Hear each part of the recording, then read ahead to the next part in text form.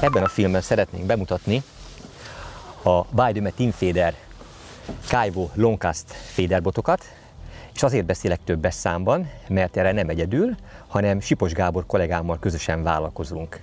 Sipi a közelmúltban a Method Féder országos bajnokság középdöntőjében, ugyanitt, a látóképi víztározón használta ezeket a horgászbotokat, és akkor jött az ötlet, hogy ha ez a vésztölet, ha úgy tetszik, kívánja, hogy átdobjunk vele a túloldalra, ha versenykörülmények közepette és ilyen nagyszerűen használható, akkor miért ne jönnénk el ide újfent, és mutatnánk be éles körülmények közepette, hogy mire képesek ezek a nagyszerű horgászbotok.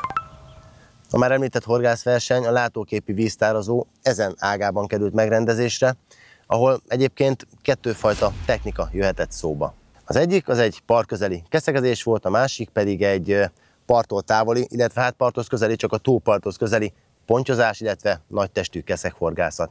Azért kellett ezt ott művelni, mert abban az időszakban ugye az a rész le volt zárva, tehát csak erről az oldalról lehetett horgászni, így a termetes halak mind átmenekültek oda, és minimum 100, 110, 120, vagy éppen 130 métert kellett dobni ahhoz, hogy ezeket meg lehessen fogni. Itt most, ahol ülünk, 140 méter a túloldal, itt olyan 130 métert kellett ahhoz dobni, hogy legyen egyáltalán esély arra, hogy ponty húzza meg a spiccet. Sipi aktív részvevője voltál a fejlesztő munkának. Nagyon sok között van ahhoz, hogy végül ezek a horgászbotok így néznek ki, és ilyen paraméterekkel rendelkeznek. De ugye éles körülmények közepette horgászversenyen akkor használtad először. Mik voltak a tapasztalataid, ha ezt röviden össze kellene foglalni? Hát egy szóval kéne ezt jellemeznem, akkor a magabiztosság, illetve a magabiztos dobás az, amit ezek a horgászbotok minden eddiginél jobban nyújtanak, illetve többet nyújtanak ebben, hiszen a kívánt távot sokkal könnyedebben tudom ezekkel megdobni, és ami nagyon fontos, és ugye a versenykörülményen pláne ez kicsúcsosodik, sokkal pontosabban lehet nagy távolságra bevetni az arra éppen használatos végszelékeket.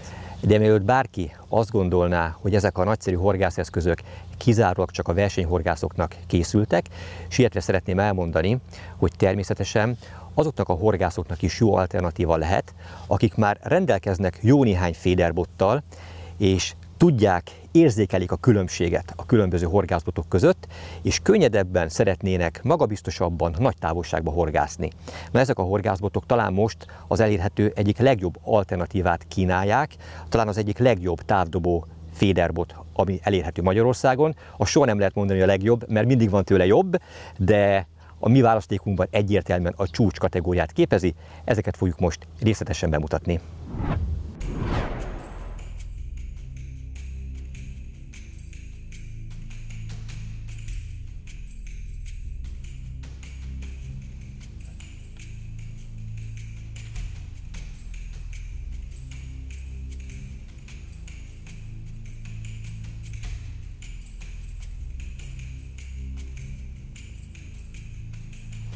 Nem csak dobás során görbül kiválóan ez a horgászbot, hanem a halfárasztás során is érződik a rugalmassága, dinamikája a botnak.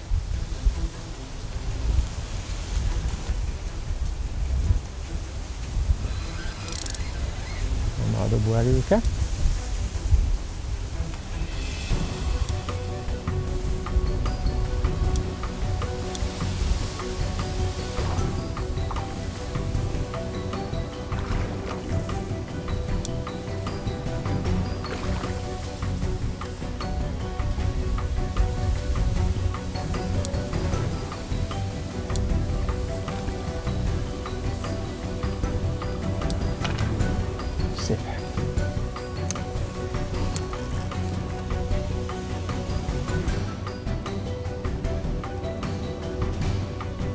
Szép látóképi tőponty. Hadd meséljek el egy érdekes történetet. Az első féderbot, amely a horgász pályafutásom során elsőként a kezembe került, napra pontosan tudom, 1992. szeptember 12-én volt. Azért tudom ezt ennyire pontosan, mert akkor nyertem meg Kaposváron azt a horgászversenyt, amelynek a fődíja az egy Browning 3,6 méter hosszúságú, medium heavy karakterisztikájú féderbot volt. Előtte soha nem volt még a kezemben, soha nem láttam.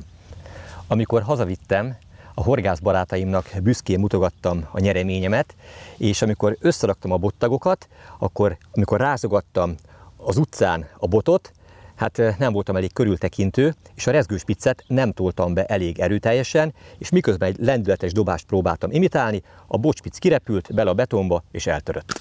Szóval így indult a féderbotos pályafutásom, illetve ismerkedésem, de szerencsére annak a féderbotnak is volt egy tartalék spicce, így használatba tudtam azt venni. Abban az időben, ugye ez több mint 30 éve, egészen pontosan 33 éve történt, annyira kevés volt az érdemi, a módszerhez kötődő hasznos információ, hogy mindent magunknak kellett kitalálni.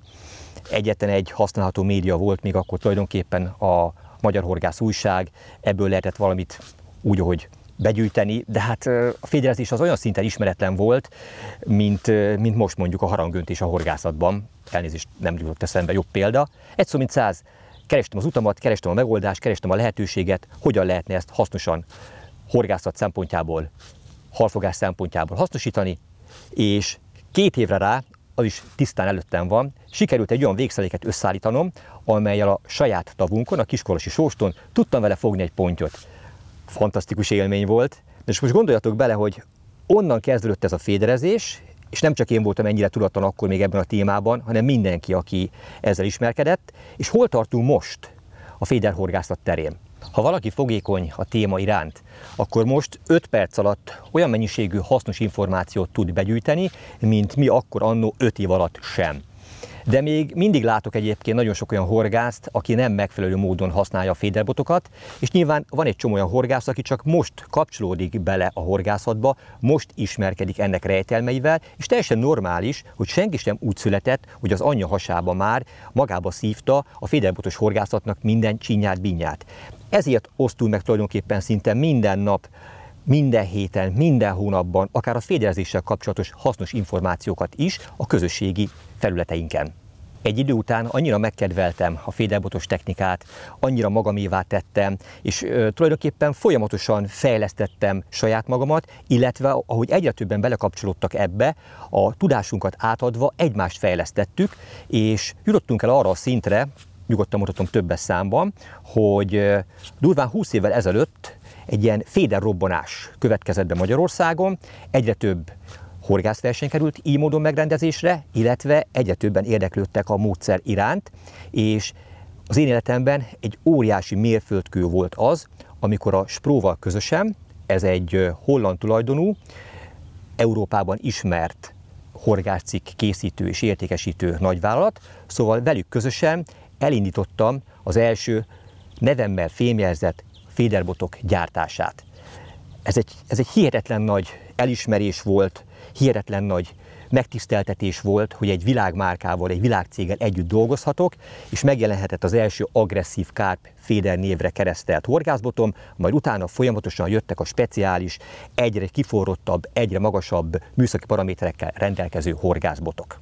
De még ebben az időszakban is a horgászat, a féderhorgászat egyet jelentett a partközeli maximum 60-70 méteres meghorgászható távolsággal. Nagyon sokan azért nem kapcsolódtak bele, mert a hagyományos fenekező horgászbotokkal ellentétben ezekkel nem lehetett nagy távolságba dobni, illetve nagyon sokan féltek attól, hogy a túlságosan vékony spicc vagy a vékony bottest nem képes egy igazán nagy testű hallal megküzdeni, és fárasztás közben eltörik. Nagyon sok szkeptikus volt, akit meg kellett győzni. És most hol tartunk jelen pillanatban? Hadd mutassam ezt meg. Itt van a kezemben a Kaiwo 395 Longcast féderbot, megtöltött metódféder kosárral. És nézzétek csak, mit csinálok. Egy nagyon laza, könnyed mozdulattal, anélkül, hogy belefeszülnék és rágörcsölnék, megfogom, és egy ilyen laza kis mozdulattal ellendítem a végszereléket. Ez minimum 90-100 méter volt, anélkül, hogy belefeszültem volna. Szóval itt tartunk most, erre képesek a horgászbotjaink, erre képes a botgyártásnak a technológiája.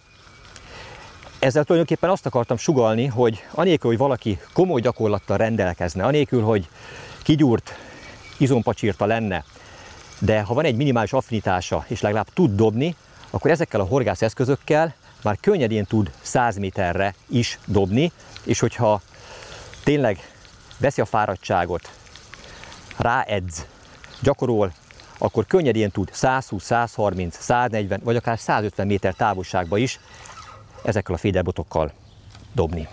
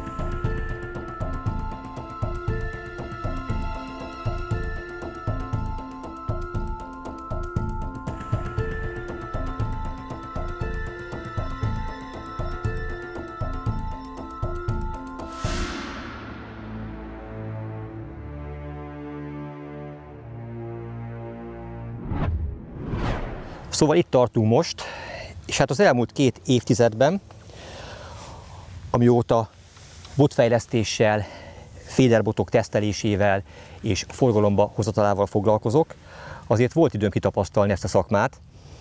Félreértést ne essék, nem azt akarom mondani, hogy én értek hozzá a legjobban, de az tény, hogy én voltam az első olyan magyar ember, akinek a nevével fémjelzett féderbot megjelent Magyarországon. És vannak olyan típusok, amelyekből egyenként több ezer fogyott el. Most megszámolni sem tudnám már, hogy az elmúlt 20 évben összességében mennyit adtunk el, de biztos veszem, hogy ez összegészét tekintve több 100 000 horgászbotot jelent. Ez egyértelműen Magyarországon és Közép-Európában a legtöbb eladott féderbotot jelenti. Tehát eddig is megvoltak és megvannak azok a gyártóim, akikkel minőségi horgászbotokat tudok előállítatni, de törekszem mindig a még jobbra, a még tökéletesebbre, és az újabb fordulópont az életemben az 2 évvel ezelőtt történt, amikor Kínában Yang Jungcai barátommal közösen horgáztam, és kezembe adta az első törhetetlen Kaiwo által készített spitzbotokat. Már akkor az első gondolatom az volt, amit jó néhányan meg is fogalmaztak jó néhány posztom, illetve filmem alatt, hogy de jó lenne ebből a törhetetlen alapanyagból féderbotokat, vagy bojlisbotokat, harcsázóbotokat, vagy egyéb más jellegű botokat is készíteni, ugyanezzel a gyárral, ugyanezzel a gyártástechnológiával. És büszkén mondhatom, hogy ez már teljesült, hiszen nemrég kerültek forgalomba a Black Edition Kaiwo Long Range nagy távolságú horgászathoz kifejlesztett pontyozóbotjaink, és itt vannak a féderbotok, és hamarosan újabb féderbotok és újabb nagyszerű horgászbotok fognak érkezni ugyanettől a gyártótól. A gyártó elkötelezettségét és komolyságát az is jelzi, hogy a legutolsó kínai utam során megszületett az a megállapodás, amely értelmében a Kaiwo innentől kezdve kizárólag a mi cégünket szolgálja ki, nem csak Magyarországon, hanem Európában Kaiwo márkajelzésű horgászbotokkal és egyéb eszközökkel. Az erről készült hiteles okmányt és díszoklevelet a cég főhadiszállásán adták át nekem. Ez egy történelmi pillanat, ugyanis a cégem, a Haldonádó Team Kft. Megkapta azt a lehetőséget, hogy Európában kizárólag mi forgalmazhassuk innentől kezdve a Kaiwo termékeket. Itt van velem az igazgató, a tulajdonos, aki átadja ezt igazoló bizonylatot. 我们宁波Kaiwo授权这个嘉博尔为欧洲总代理，所有的产品，所有全系列产品由嘉博尔公司代理销售。A 2 új távdobó féderbotunk egy ilyen díszes dobozban kerül forgalomba. Nyugodtan mondhatom, hogy ez egyfajta védjegye a Kaiwo által gyártott minőségi horgászbotoknak, hiszen nem csak a féderbotjaink, hanem már a korábban forgalomba került nagypontyos távdobó horgászbotjaink is ilyen, hát én ékszerdoboznak szoktam nevezni, ilyen dobozban kerülnek forgalomba, mert nyilván ez méltóképpen tükrözi a termék minőségét, exkluzivitását, és aki egy ilyet kap, olyan csomagbontási élményben lehet része, amelyet az eddigi bármilyen magas minőségű horgászbotoknál nem tapasztalhatott meg. A dobozon a következő feliratok láthatók. A By Döme Team Feeder, ez a márkajelzése a horgászbotoknak, a Kaiwo a gyártó, a 425 az a botnak a hossza, az LC, azaz a Long Cast, nagy távolság, hosszú dobás rövidítése.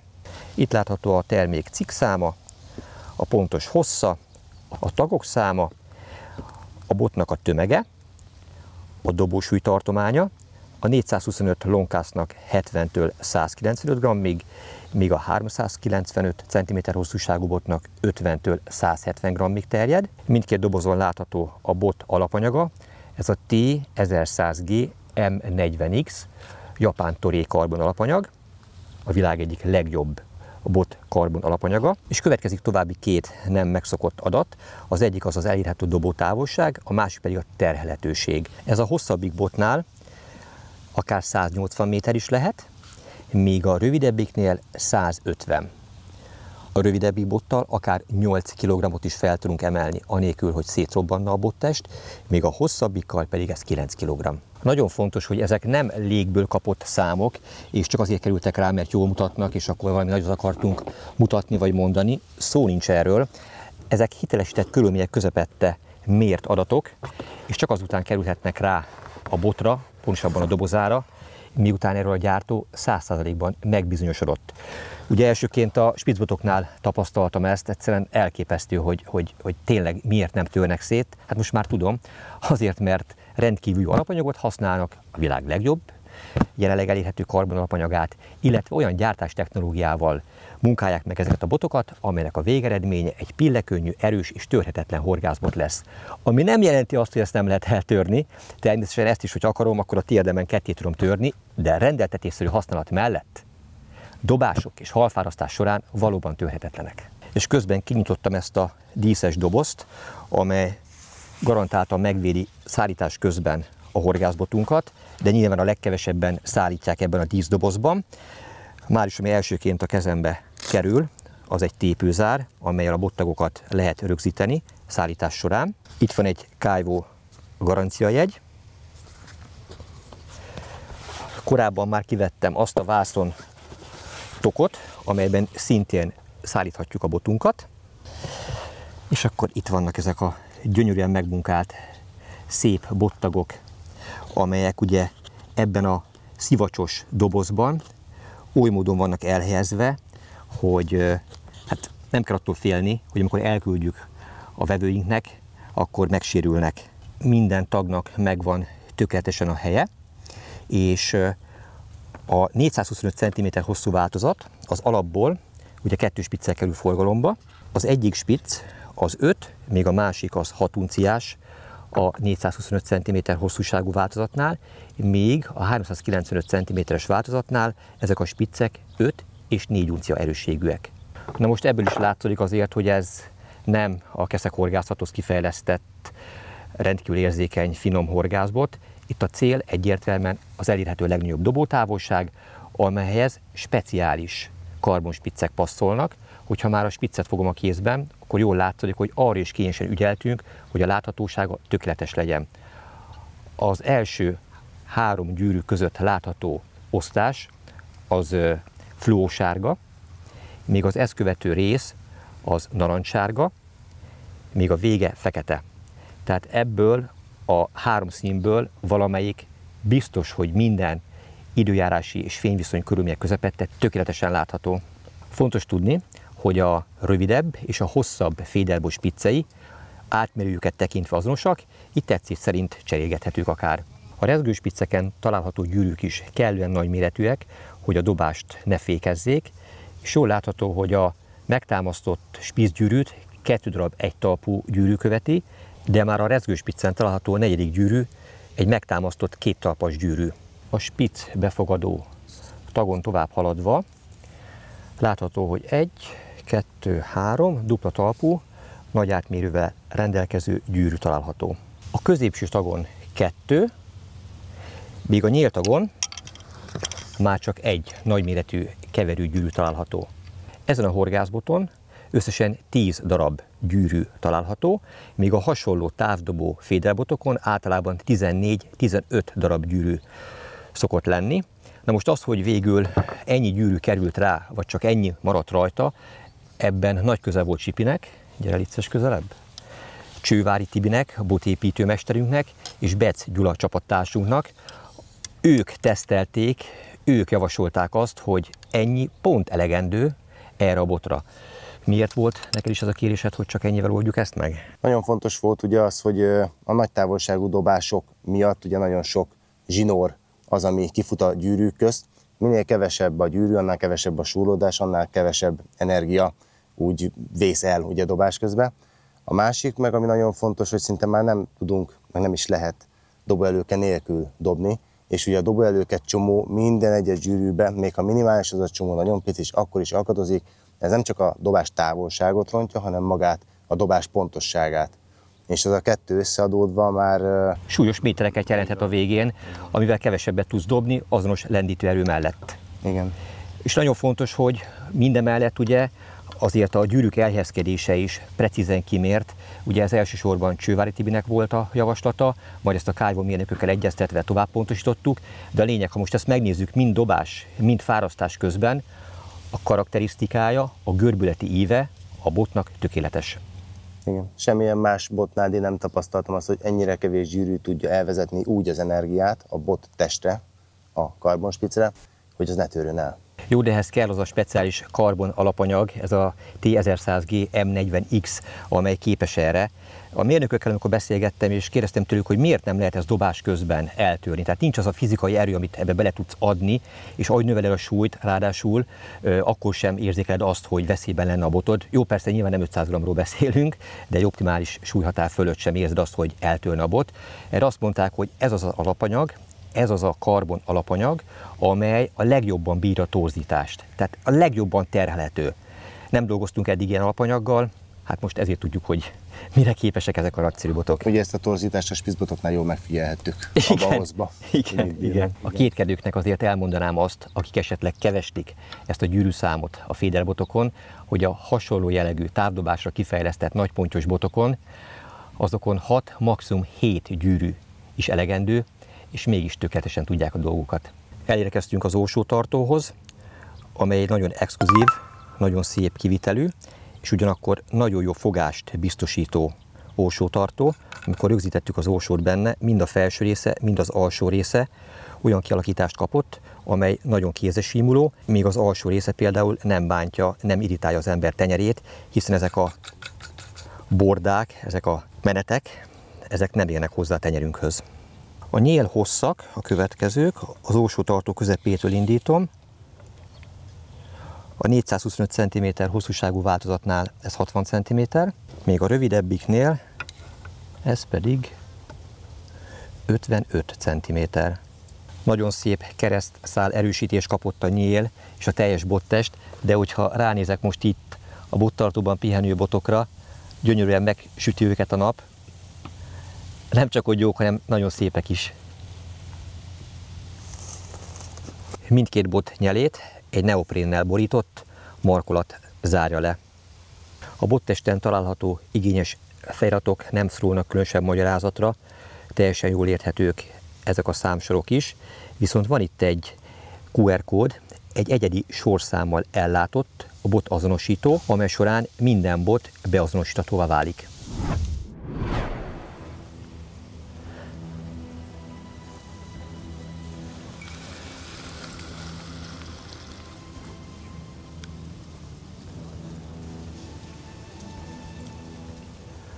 Megtalálta a finom csalit, egy szép ponty.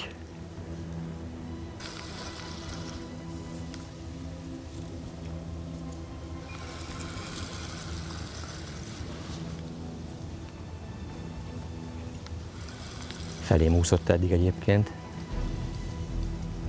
Most érzékel az ellenállást.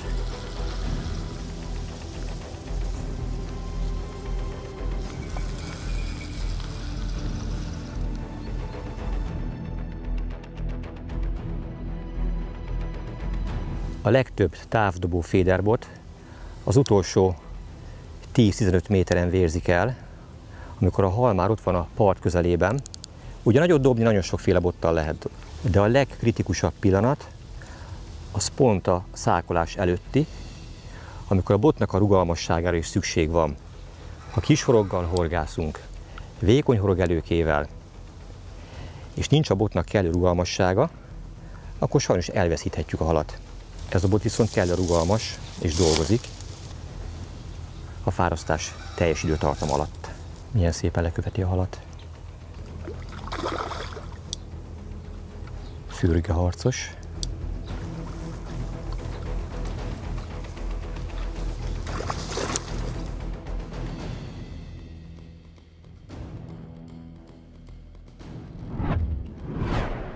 Annak érdekében, hogy a maximumot tudjuk kihozni távdobó horgászbotjaimból, mindenképpen olyan kiegészítőkkel kell azokat felvértezni, amelyek lehetővé is teszik a legnagyobb dobástávolságok elérését.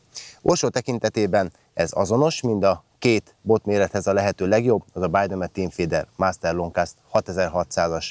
Ez a legtökéletesebb távdobó orsó a kínálatunkban. A másik fontos szempont, illetve tényező, az a horgászsinór.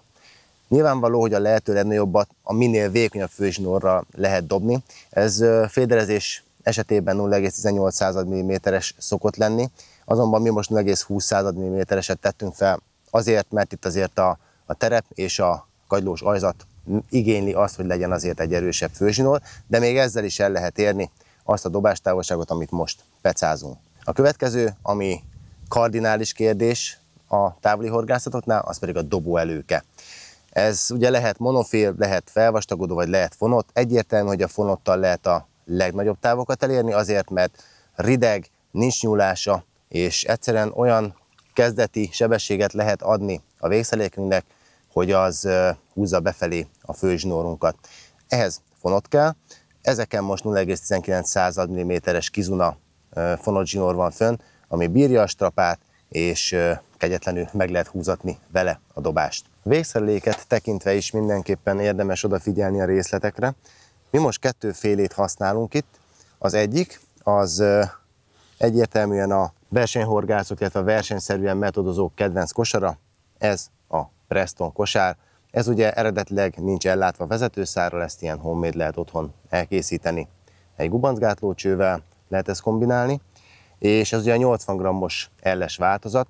Biztos, hogy ezzel lehet a legtávolabb dobni, ezzel a bottal, de ha most megnézzük, hogy mit mutat a mérleg, az is egy nagyon fontos, érdekes adat. Ha most ráteszem ezt a mérlegre, akkor láthatjuk a kosárnak az öntömegét, illetve a kiegészítőkkel növelt öntömegét, mint tudom, 84 g.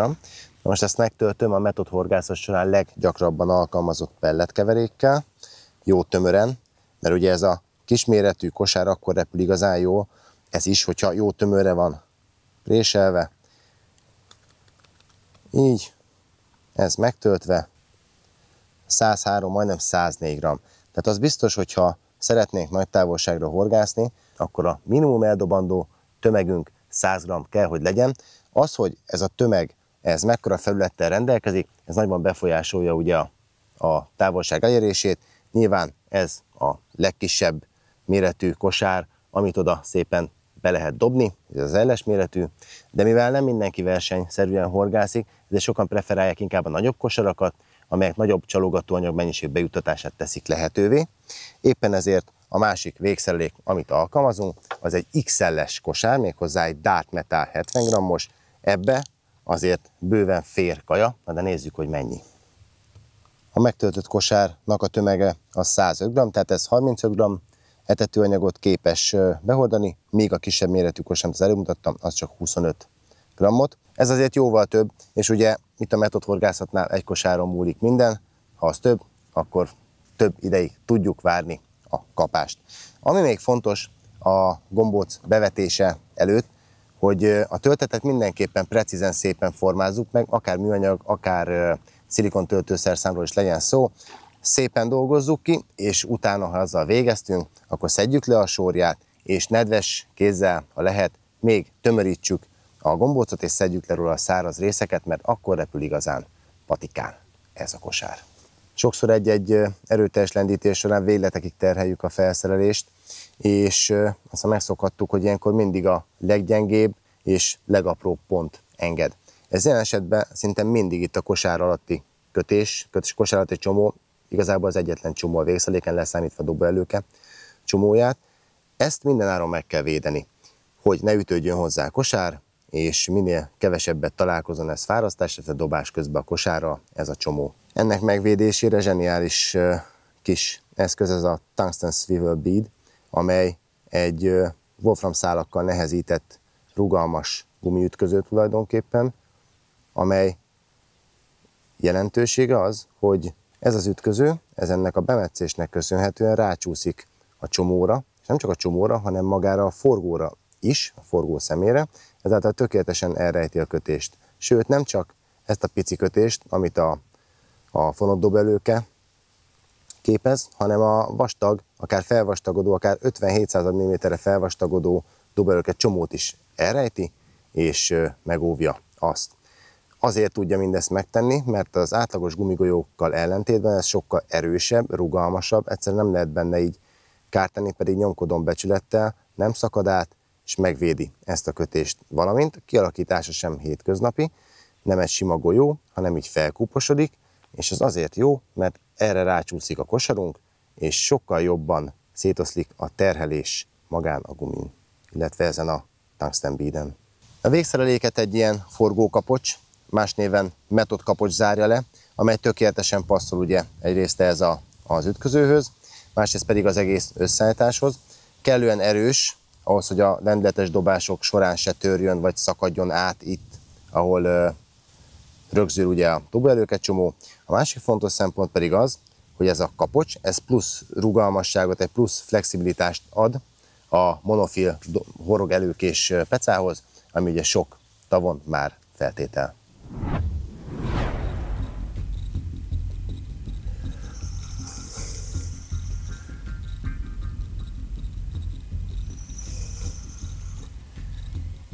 Érdekes, hogy ez a rendkívül rugalmas és erős távdobóbot azért így a metódhorgászatnál milyen jól jelzi a kapást.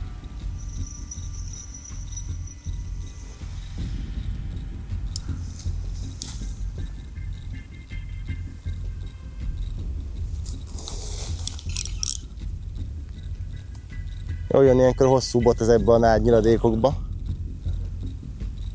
Meg van telepedve itt rajtuk a kagyló, és pikpak el tudja vágni a horogelőkét, volt már egy halvesztés. És ki tudtam belőle rángatni nagy nehezen.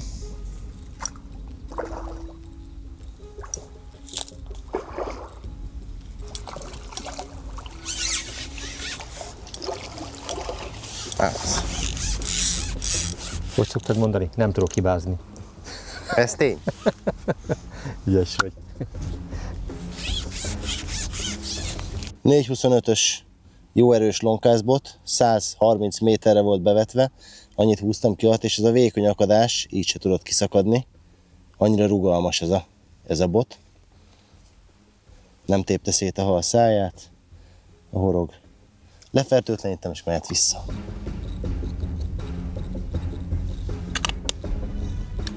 Okay. Látóképi szép tőponty. Ezekért kellett átdobálni a túloldalra.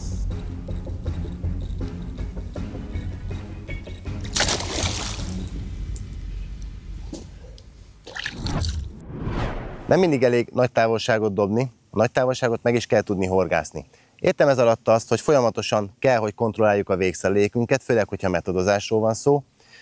Kontrollálni kell a vízbeérkezését, a süllyedését és a fenéken történés stabilizálását is. Azért, mert hogyha már egyszer olyan messzire beküzdjük a cuccunkat, azt csak akkor érdemes otthagyni és időt szánni a kapásvárásra, hogyha minden 100%-osan rendben van. Ezt csak akkor tudjuk, ha kontrolláltan tesszük a távdobást.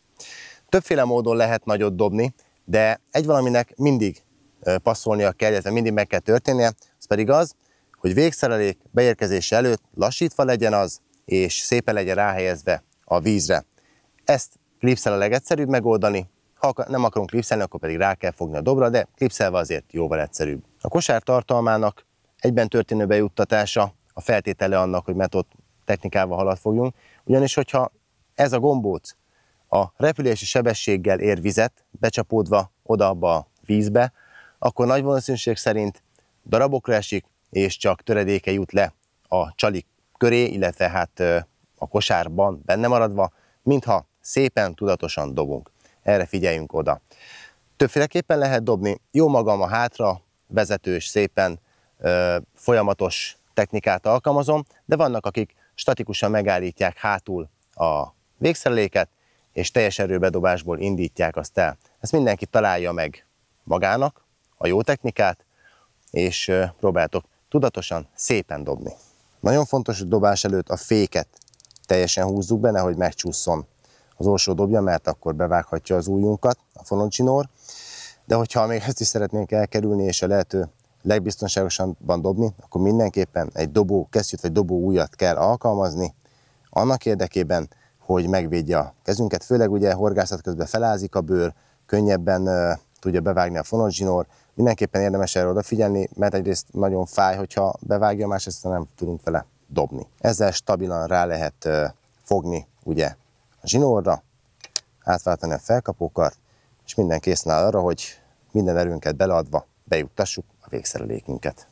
Megnézem a célpontot, feszesen hátra viszem, és mehet a dobás. Lassítom, ráhelyezem a vízre,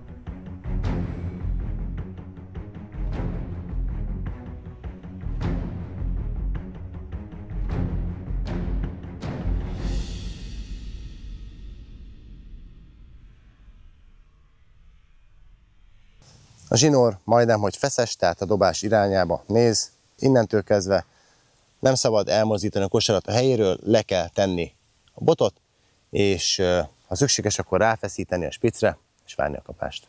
Ha jól végeztük a dolgunkat, és kifeszült szépen a zsinór, akkor túl sokat már nem kell rátekerni, mert már feszes a spic alapból.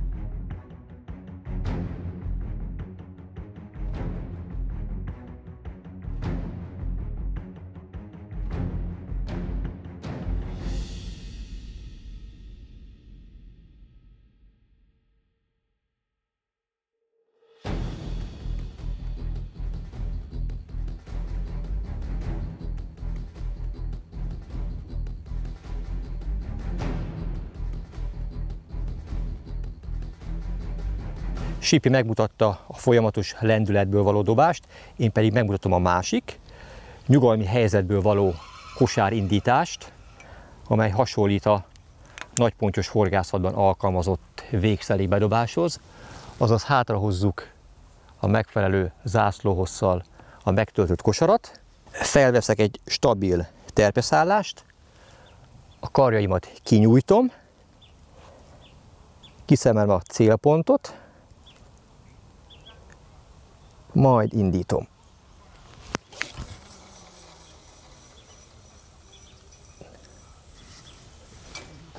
Bum, ki is akadt a klipsz, dobás tökéletes.